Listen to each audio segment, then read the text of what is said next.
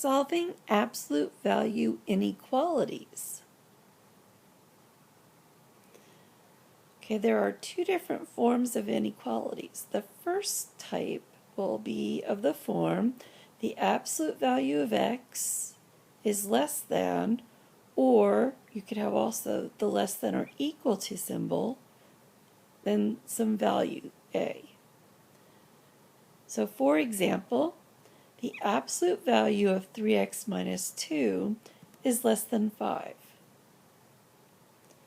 So the first step, the pattern for something in the form absolute value of x is less than a, is to rewrite this in the form the opposite of a is less than x is less than a. So I'm going to take what I have.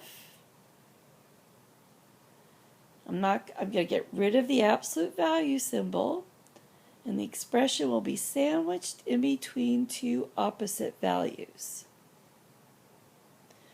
So now I'll have negative 5 is less than 3x minus 2 is less than 5. See, the 3x minus 2 goes in the middle, and I've got 5 on one end and the opposite of 5 on the other end. Then solve for x. Now this is very similar to how we solve for x with equations, but you'll notice we've got 3 parts now. We don't have just the 2 sides of an equal sign.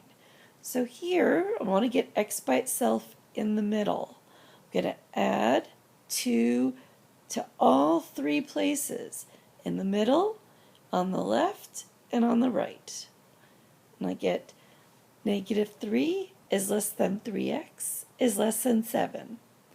Now I divide all sides by 3, and I get negative 1 is less than x is less than 7/3. Okay, graphing, I'm going to have a number line. I'm going to have an open circle at negative 1. It's open because it's a less than symbol. There's no equal bar, so it's open circle. Open circle also, it's just smaller in there at 7/3. And then x is in between them, so I'm going to shade in between them. So I have 2 open circles with shading in between. Okay, now we have our second form. So here, the absolute value of a quantity is greater than or equal to some value. So for example, the absolute value of negative 2x plus 1 is greater than or equal to 4. So our first step is to look at the pattern. The pattern for the absolute value of x is greater than or equal to a number is to remove the absolute value symbol and write as 2 inequalities.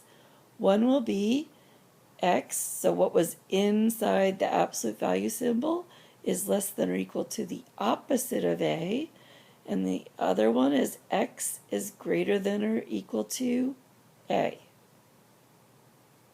So here I take the negative 2x plus 1 outside of the inequality symbol.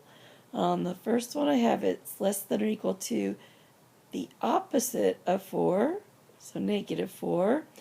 And on the right side, the right equation, I have it's greater than or equal to just regular 4.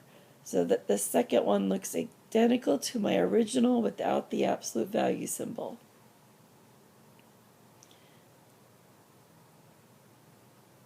So looking at, the negative 2x plus 1 was in both places. First had the second one had the regular 4. The first one had the opposite of 4. Okay, now solve both of those inequalities for x. So at the first one, let's subtract 1 from both sides. Negative 2x is less than or equal to negative 5. Divide both sides by negative 2. Now I get x, positive 5/2, and the symbol is going to flip to greater than or equal to because I'm dividing both sides by a negative number. So the symbol flips anytime I divide or multiply both sides by a negative number. Okay, second inequality, subtract 1 from both sides. I get negative 2x is greater than or equal to 3. Divide both sides by negative 2. Get x, negative 3 halves, and the symbol flips to become less than or equal to. Okay, so I've got my negative 2's that made it flip. Technically, I usually put an or in between the two inequalities to be my solution. Now my graph, again, start with the number line. Here I have equal bars, so I'm going to have solid circles. So I have a solid circle at 5 halves, which is 2.5, and one at negative 3 halves, which will be negative 1.5. But first I've added on my arrow, so it was x is greater than or equal to 2.5, so it goes to the right. It's all the numbers bigger than 5 halves.